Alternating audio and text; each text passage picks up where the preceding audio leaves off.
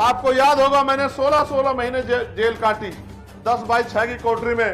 ये समता टीवी वाले मेरे साथी मनोज अंसानी मेरे पुराने साथी हैं, ये आते थे मुझसे मिलने, इनको पता है कि 16 महीने 10/6 की एक कोठरी में मैंने जेल काटी। वो मेरी व्यक्तिगत लड़ाई नहीं थी, समाज के साथ जुल्म हुआ था और मैंने तय किया था कि समाज के साथ कोई जुल्म नहीं होने दूंगा, इसलिए मुझे 16 महीने जेल में रखा गया। मेरे ऊपर ऐसे लगाई गई नेशनल सिक्योरिटी एक्ट, मैंने कभी उनके आगे घुटने नहीं टेके। सामने से भाई चंद्रशेखर आजाद का काफिला आ रहा है, दिखाई दे रहा है।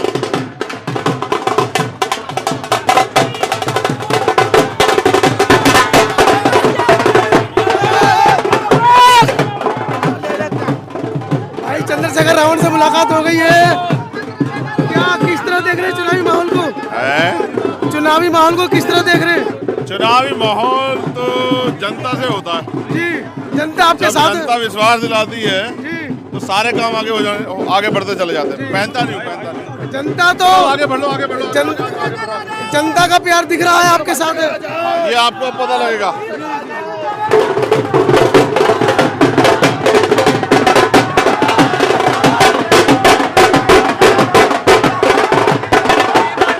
देश के मुस्तकबिल को, देश के भविष्य को ये केंद्र सरकार, ये मनुवादी सरकार पीट करके अस्पतालों में भर्ती करने का काम कर रही है। साथियों,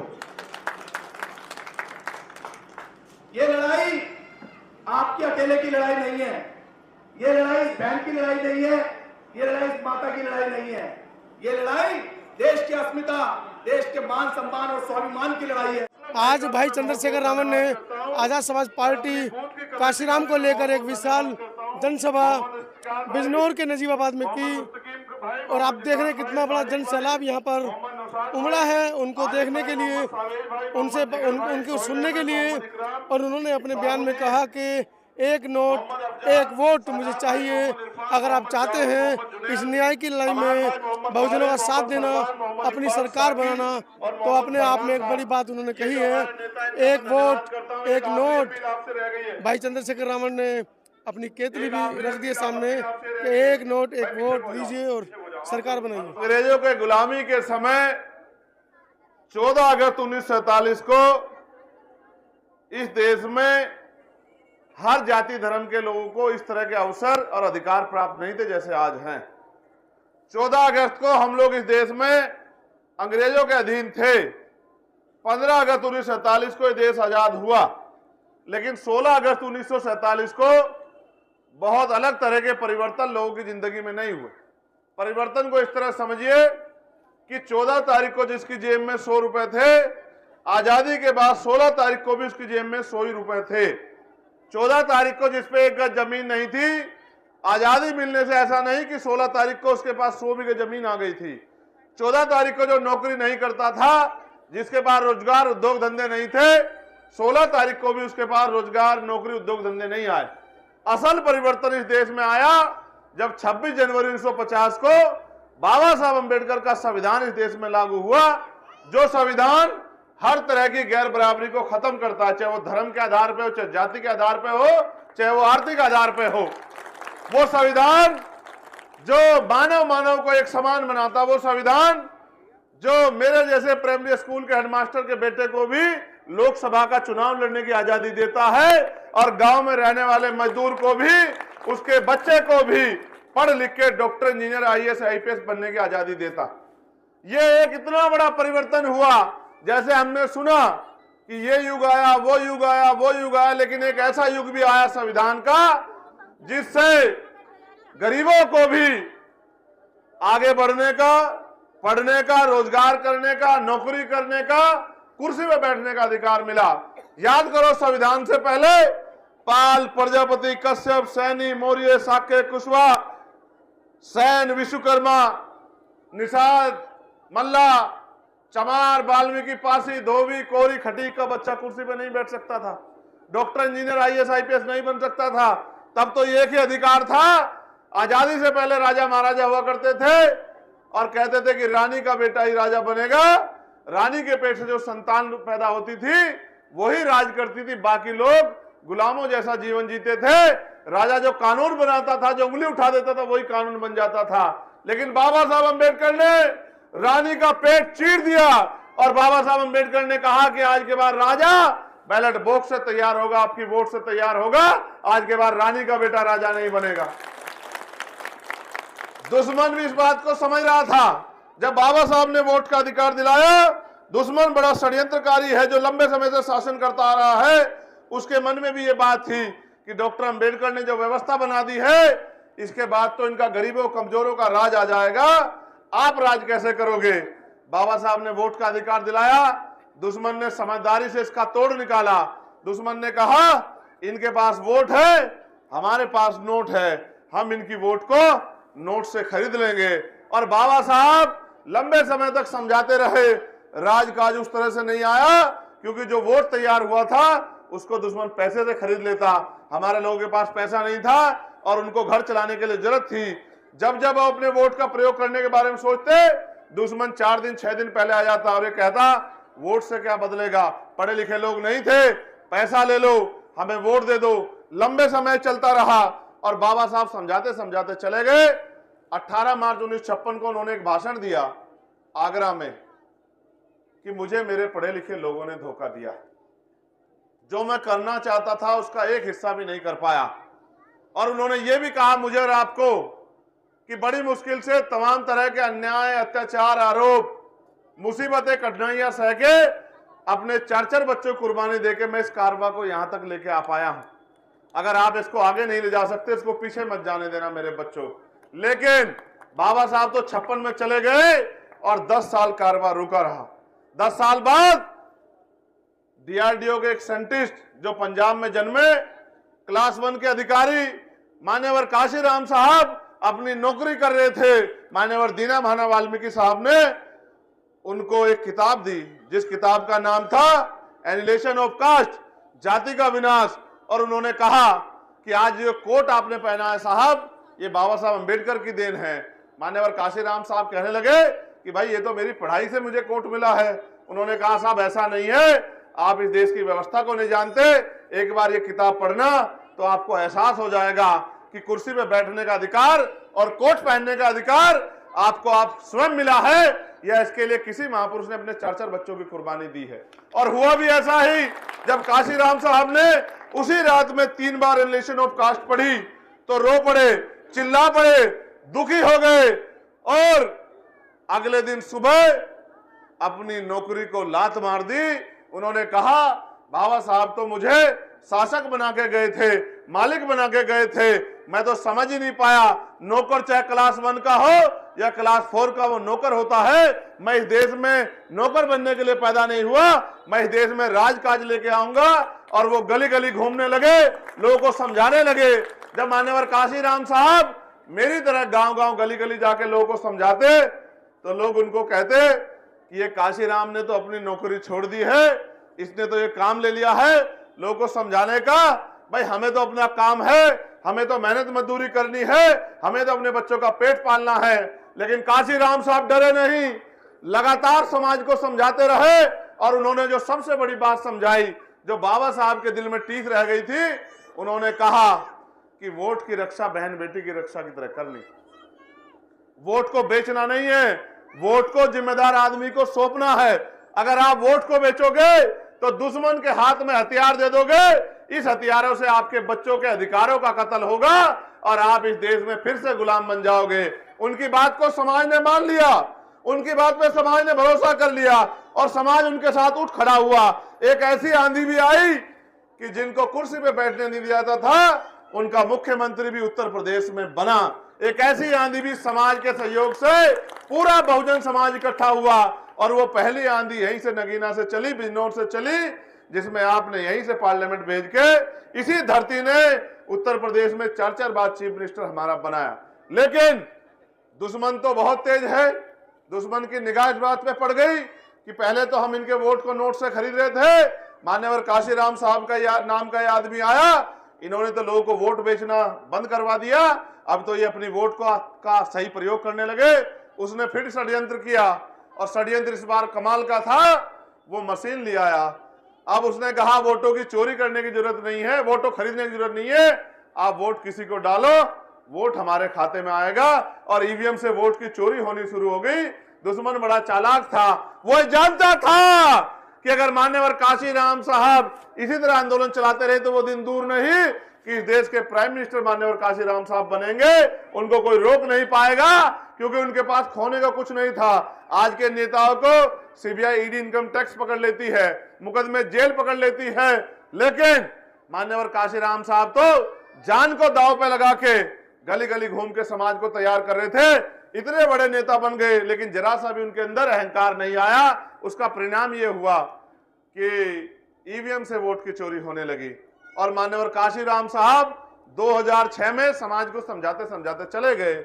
उसके बाद उनकी बात को मान के जो उन्होंने कहा कि मुर्दा लोग मिशन नहीं चलाते और जिंदा लोग मिशन को नहीं रुकने देते, उनके चेलों ने इस बात को कमर को कस लिया कि अब हमें मान्यवर काशीराम साहब और बाबा साहब का अधूरा सपना पूरा करना है। और हमारे पढ़े लिखे लोगों ने भी, समझदार लोगों ने भी मशीन के खिलाफ लड़ाई लड़के और वीवीपैट उसमें लगवा दी कि वीवीपैट के जरिए हमें पता लग जाएगा हमारे वोटों की चोरी तो नहीं हो रही है।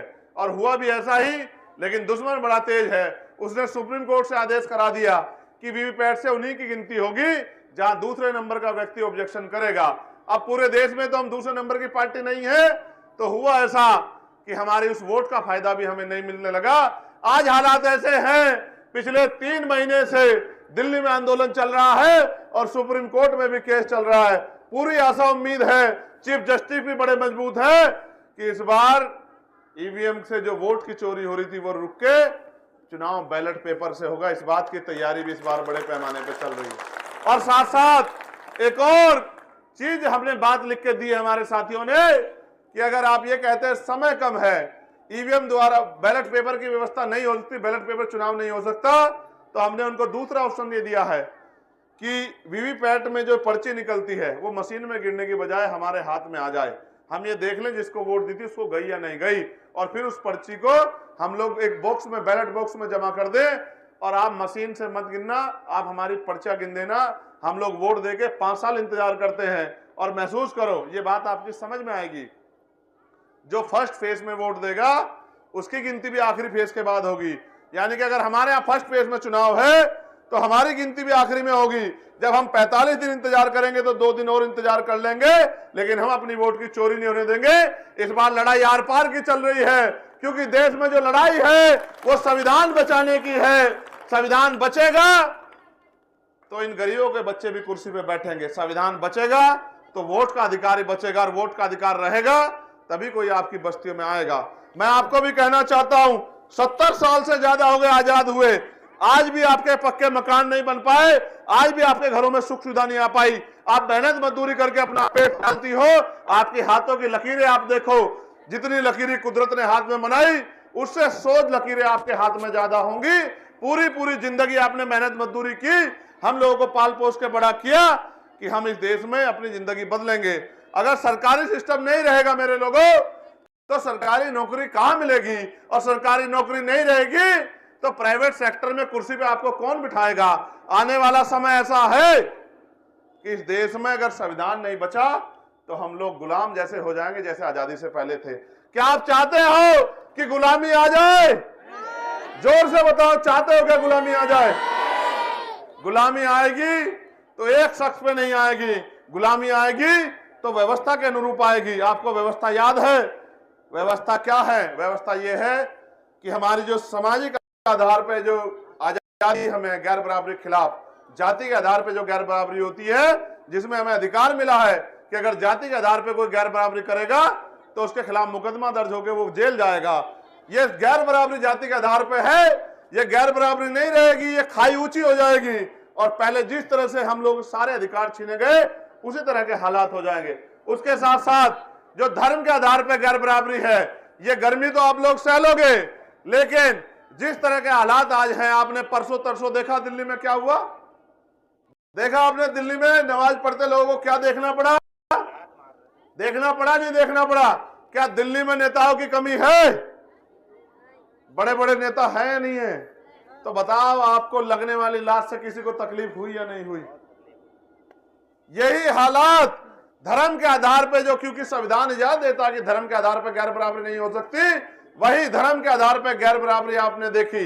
ये भारत है, जहां संविधान से चलता है और संविधान हर बात की आजादी देता हर व्यक्ति को, तो फिर इस देश में हम लोग जुल्म क्यों से आ रहे हैं? उसका सबसे बड़ा कारण यह है कि हम अपने बीच ऐसे नेता नहीं पैदा कर पा रहे जिनके गले में सीबीआई ईडी इनकम टैक्स का फंदा ना फंसता हो। हम अपने बीच में ऐसे नेता नहीं तैयार कर पा रहे जो पुलिस की जेल और मुकदमों से ना डरे। आप ये जानते हैं, आपको याद होगा मैंने 16 महीने जेल काटी 10/6 की कोठरी में।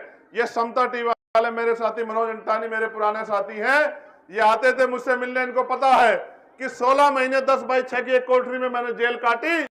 वो मेरी व्यक्तिगत लड़ाई नहीं थी, समाज के साथ जुल्म हुआ था और मैंने तय किया था कि समाज के साथ कोई जुल्म नहीं होने दूंगा, इसलिए मुझे 16 महीने जेल में रखा गया। मेरे ऊपर एनएसए लगाई गई, नेशनल सिक्योरिटी एक्ट, मैंने कभी उनके आगे घुटने नहीं टेके। फिर मैं जब जेल से बाहर आया फिर लड़ने के लिए चला गया। एक लड़ाई ऐसी थी कि जब दिल्ली में गुरु घर तोड़ दिया गया, वो गुरु घर जो 600 साल पहले, एक ऐसा गुरुघर जैसा आपके यहाँ है, ऐसा ही गुरुघर 600 साल पहले सिकंदर लोधी ने वो जगह सतगुरु रविदास जी महाराज को दी थी। सब लोग चुप हो गए, सुप्रीम कोर्ट का आदेश है। हम लोगों ने आंदोलन को धार दी, पूरे पंजाब में, हरियाणा में, उत्तर प्रदेश में घूम घूम के हमने लोगों को तैयार किया और ऐतिहासिक आंदोलन हुआ। 5 लाख से ज्यादा लोग दिल्ली उतरे, पूरे दिन दिल्ली बंद रही और फिर 96 लोगों को हमें जेल भेजा गया। मैंने वो जुल्म भी सहा कि मैं 66 दिन जेल रहा, खूब अन्याय का किया गया, लेकिन हमने सुप्रीम कोर्ट को भी, MS आर्य जी यहाँ बैठे हमारे लीगल सेल के हेड भी हैं और उस केस को भी लड़ रहे थे, हमने सुप्रीम कोर्ट से वो जमीन भी वापस ली और सतगुरु रविदास जी महाराज का जो सम्मान था, जो उस हमारे दिल में उनकी रिस्पेक्ट है, उस रिस्पेक्ट को भी हमने कायम रखने का काम किया, उस इज्जत को भी हमने संभालने का काम किया। उसके बाद ही तत्काल में ही NRC जैसा कानून आ गया। NRC जैसे कानून पे भी सीना तान के हम लोग लड़े। हमने जमा मस्जिद से घोषणा की तो जेल चले गए, जेल गए तो खूब लाठियां खाई, जुल्म सहा, दांत तोड़ दिए गए, पैरों के नखून खींच लिए गए। हम बिल्कुल नहीं हारे, जेल से बाहर आए, पूरे देश में गए NRC के खिलाफ साइन बाग बनाने के लिए, हर एक कमजोर मजलूम की आवाज बने, सबको हौसला दिया कि ये मुल्क आपका, हमारा, सबका है, मिलजुल के आगे बढ़ेंगे, बहुजन समाज बनाएंगे। परिणाम ये हुआ, सरकार को कानून डब्बे में डालना पड़ा और जो जुल्म करना चाहते थे गरीबों पे, मजलूमों पे, किसानों, मुसलमानों पे, उस पे चुप होना पड़ा। जब किसानों का आंदोलन हुआ हमने उनकी लड़ाई भी लड़ी, जब महिला पहलवानों का आंदोलन हुआ उनके सम्मान की रक्षा के लिए हमने उनकी लड़ाई भी लड़ी। हमने हाथरस जैसा समय भी देखा जब हमारी बहन को मार के कचरे की तरह जला दिया गया और कोई बोलने को राजी नहीं था, हमने हाथरस का समय भी देखा। आज लगातार जुल्म बढ़ रहा है। मैं यहाँ हूं, मेरे यहाँ रहते आपने देखा सोमेश को किस तरह गोली मार के रामपुर बड़ा मिलक में जो है उसकी हत्या की गई और फिर हापुड़ में महिलाओं पर लाठी भांजी गई। और ये लगातार जुल्म जाति तब तक जारी रहेगी जब तक हम भारतीय जनता पार्टी से वोट की शक्ति छीन के अपने लोगों को ताकतवर नहीं बनाएंगे। पहले नौकरी आती थी, अब नौकरी बाद में आती है, पेपर बाद में आता, पहले पेपर लीक हो जाता है। 69,000 शिक्षक भर्ती में घोटाला किया। पेंशन के नाम पे आपको 500 रुपए दिखाते हैं, विधवा पेंशन के नाम पे, विकलांग पेंशन के नाम पे, वृद्धा पेंशन के नाम पे 500 रुपए में जूते का एक तरफ का जूता भी नहीं आता। ये गरीबों के मजाक उड़ाने वाली सरकार है। वो जानते हैं अगर इनका पेट भर गया तो इनकी वोट को खरीद के या इनको लालच देके इनके ऊपर राज नहीं हो सकता है। वो आपको राशन देते, इस बात को भी समझना पड़ेगा। हमारे लोग समझते हैं कि सरकार हमें राशन देती है, सरकार आपको कुछ नहीं देती, जो कुछ देते हो सरकार को आप देते हो। पहली बात तो वोट की ताकत से सरकार आप बनाते हो। दूसरी बात, एक आदमी अगर 1 रुपए का सामान खरीदता है तो जीएसटी के तौर पे टैक्स के 28 रुपए 28 पैसे सरकार के खाते में जाते हैं। अगर एक परिवार एक महीने में 5,000 रुपए का सामान खरीदता है तो 1,400 रुपए सरकार के खाते में जाते हैं। आपसे 1,400 रुपए सरकार लेके आपको 200-400 रुपए का राशन देती है। बाबा साहब ने वोट का अधिकार शासन करने के लिए दिया था, राशन के लिए नहीं दिया था। राशन तो अगर जानवर भी हो तो उसके लिए भी इंतजाम हो जाता है। आप महसूस करो, 350 का सिलेंडर 1150 रुपए का कर दिया। 120-30 रुपए का आने वाला बिजली का बिल 500-600 रुपए का कर दिया। जो दवाई 20 रुपए की आती थी वो 100 रुपए की आती है। पेट्रोल डीजल के दाम दुगने कर दिए। बसों का, ट्रेन का किराया बढ़ गया। और तो और स्कूल बंद करने के लिए रणनीति पैदा की जा रही है कि गरीब के बच्चे स्कूल में ना घुस पाएं। अमीरों के लिए बड़े बड़े स्कूल बन रहे हैं, गरीबों के सरकारी स्कूल में पढ़ाई नहीं हो रही है। अमीरों के लिए बड़े बड़े हॉस्पिटल बन रहे हैं, गरीब उन हॉस्पिटलों में घुस भी नहीं पाते हैं। हमारी पढ़ी लिखी बहनें घर बैठी हैं। मेरे पढ़े लिखे भाई, अच्छी पढ़ाई की इन्होंने, अपने इनके माँ बाप ने पेट काट काट के इनको अब एक एक पैसा जुटा के पढ़ाया। आज ये घर में बैठे खाली, माँ बाप इनकी तरफ घूर घूर के देखते हैं कि इतना पैसा भी खर्च कर दिया, समय भी, ये कोई कारोबार नहीं कर रहे, नौकरी लग रही है, कहां से करें, सरकार नौकरी दे ही नहीं रही है। इसलिए जो सरकार, माननीय काशीराम साहब कहते थे कि जो सरकार हमारे हितों की रक्षा ना कर सके, उस सरकार को हमें ज्यादा दिन सत्ता में नहीं रहने देना चाहिए। उन्होंने नारा भी दिया कि जो सरकार निकम्मी है वो सरकार बदलनी है। और आपके साथ जितना भी जुल्म हुआ हो, ए मेरे कमजोर, शोषित, दलित, पिछड़े मुसलमान, किसान, ईसाई, बौद्ध, जैन, सिख, देश की महिलाओं, बहन बेटियों, नौजवानों, आप पे जो भी जुल्म हुआ है, उस जुल्म को खत्म करने का एक ही तरीका है, ना लाठी से ना तलवार से। अगर आप होने वाले जुल्म को रोकना चाहते हो तो बाबा साहब ने आपको वोट का अधिकार, हथियार दिया है, इस हथियार का सही प्रयोग करो और अपनी जुल्म, जाति, गरीबी को, बेबसी को खत्म कर दो। मैंने आपसे वादा किया है 10 साल में, अगर सतगुरु जी के आशीर्वाद से, आप माँ बहनों के आशीर्वाद से, आपकी दुआ प्रार्थनाओं से, क्योंकि आजकल नेताओं को रोकने के लिए जो नेता सीबीआई इनकम टैक्स से ना रुके, जेल मुकदमे में डरे, उसकी हत्या की जाती है। एक बार मेरे ऊपर गोली चला के, 4 गोली चला के मेरी हत्या का प्रयास किया गया है, लेकिन आपके आशीर्वाद से बच गया।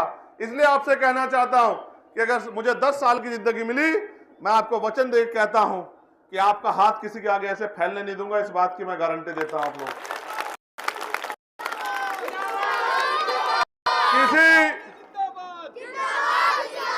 किसी बहन बेटी की तरफ किसी दरिंदे को अन्याय अत्याचार नहीं करने दूंगा। जाति के आधार पर, धर्म के आधार पर किसी गरीब कमजोर मुसलमान भाई के साथ अन्याय अत्याचार नहीं होने दूंगा। इस बात का वादा मैं आप लोगों से यहाँ करता हूं। और जो व्यवस्था बनी थी कि पाल प्रजापति, कश्यप, सैनी, मौर्य, शाक्य, जाट, गुर्जर, सैन प्रजापति, सैन विश्वकर्मा के बेटे, चमार, वाल्मीकि, पासी, धोबी, कोरी के बेटे, और बैकवर्ड में भी जो मुस्लिम बैकवर्ड है, जहां अंसारी है, जिन मलिक है, तमाम जातियां हैं जो पिछड़े वर्ग में आती है, उनको भी आरक्षण का फायदा मिलता है। उनके बच्चों को भी कुर्सी बैठने का अधिकार मिले, उसके लिए भी हमें संविधान की रक्षा करना जरूरी है। इसलिए मैं आपसे अपील करता हूं, रक्षा करने का एकमात्र रास्ता है, आप मुझे 100 किलो माला पहना दो, इससे कुछ नहीं होगा। आप मुझे 100 किलो भोजन मेरे सामने रख दो, कुछ नहीं होगा। जब तक आप वोट की ताकत मुझे नहीं दोगे तो ये सड़कों की लड़ाई पार्लियामेंट में नहीं जाएगी। और अगर आपने वोट की ताकत मुझे दे दी, फिर आपको किसी के आगे आंसू बहाने की जरूरत नहीं पड़ेगी। चंद्रशेखर आजाद अकेला आपको 100 एमपीओ के बराबर पड़ेगा। मेरी बात को आप याद रखना। तो मैं आपसे कहना चाहता हूं, समय समय पे हमारे महापुरुषों ने संघर्ष को आगे बढ़ा।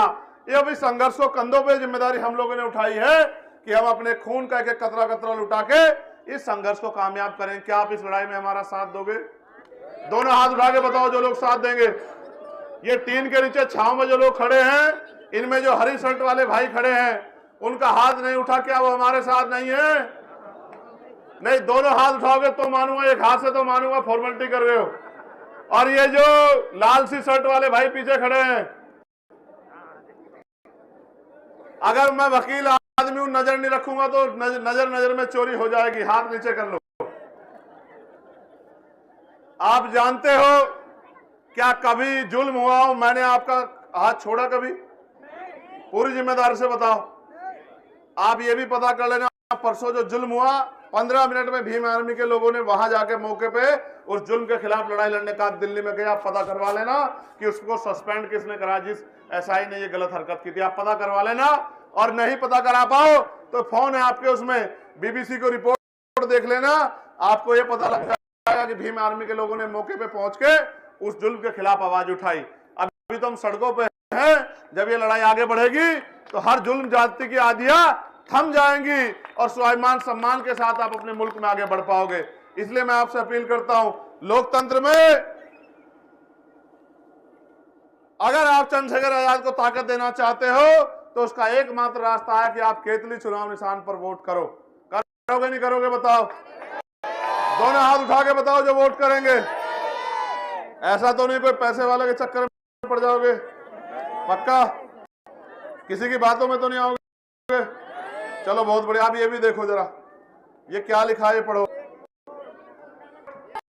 एक नो, एक वोट, एक नोट। इस बात को भी समझो, आप अपनी गुलामी की बेड़ियां काटने के लिए जगह जगह जाते हो माथा टेकने के लिए कि हमारी गरीबी बेबसी खत्म हो जाए। इस देश में तो गरीबी बेबसी उसकी खत्म होती है जिनका राजकाज होता है।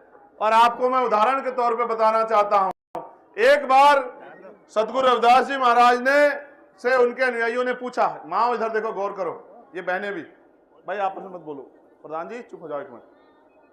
एक बार ऐसे ही सतगुरु जी अपनी बात रख रहे थे, बीच में से एक आदमी खड़ा हुआ, उसने कहा कि सतगुरु जी, सुख शांति का जीवन जीने का रास्ता क्या है? हम मेहनत करते हैं, मजदूरी करते हैं, खून पसीना लगाते हैं, लेकिन हमारे जीवन में सुख शांति क्यों नहीं है, हमारे जीवन में गरीबी क्यों है? तो सतगुरु जी ने कहा, रविदास मानुष करी बसंडू, सूकर है दो ठाओ, एक सु स्वराज माही दूसर मरगट घाव। सतगुरु जी ने कहा, भाई सुख शांति का जीवन जीने के दो रास्ते हैं, एक सु स्वराज माही, क्या तो अपना राज हो, या फिर मरने के बाद शमशान घाट कब्रिस्तान में मिलती है सुख शांति, इसके अलावा कोई रास्ता नहीं है। तो राज तो हमारा नहीं है, राज हमारा नहीं तो गरीबी बेबसी कैसे खत्म होगी, लाचारी कैसे खत्म होगी, जुल्म जाति कैसे खत्म होगी? फिर उन्होंने सतगुरु जी से पूछा कि सतगुरु जी, राज तो उनका भी है, उनके राज में क्यों नहीं खत्म हो रही? तो उन्होंने कहा, राज ऐसा होना चाहिए कि ऐसा चाहूं राज में जो मिले सबन्नु अन्न और छोटे बड़े सब संबसे, रविदास रहे प्रसन्न। कि राज ऐसा होना चाहिए जहां कोई ऊंच नीच ना हो, जहां कोई छोटा बड़ा ना हो, जहां कोई भेदभाव ना हो, जहां खाने के लिए अन्न की और तन ढकने के लिए कपड़े की, सर ढकने के लिए छत की और पीने के लिए साफ पानी की परेशानी किसी की जिंदगी में ना हो, किसी कोई बहुत गरीब ना हो, कोई बहुत अमीर ना हो, किसी बहन बेटी का अपमान ना हो, किसी की हत्या ना हो, किसी के साथ जुल्म जाति ना हो, ऐसा राज आना चाहिए। उसको उन्होंने नाम दिया बेगमपुरा राज। बेगम का मतलब होता है, मनोज भाई, बिना गम का राज। बेगमपुरा का मतलब है बिना गम का राज। राज ऐसा होना चाहिए जहां किसी की जिंदगी में कोई गम ना हो। अब वो राज लाएगा कौन? वो राज भी आप ही लोग लाओगे। उसी राज को बाबा साहब अम्बेडकर ने संविधान में लिखा कि धर्म के आधार पे कोई गैर बराबरी नहीं होगी, जाति के आधार पे कोई ऊंचा नीचा नहीं होगा और सबको बराबर के अधिकार रहेंगे, चाहे राष्ट्रपति हो या आम आदमी, सबके सम्मान की रक्षा होगी, कोई किसी पे जुल्म जाति नहीं करेगा। लेकिन संविधान अभी लागू नहीं हुआ पूर्ण रूप से, इसलिए हमें जुल्म सहना पड़ रहा है।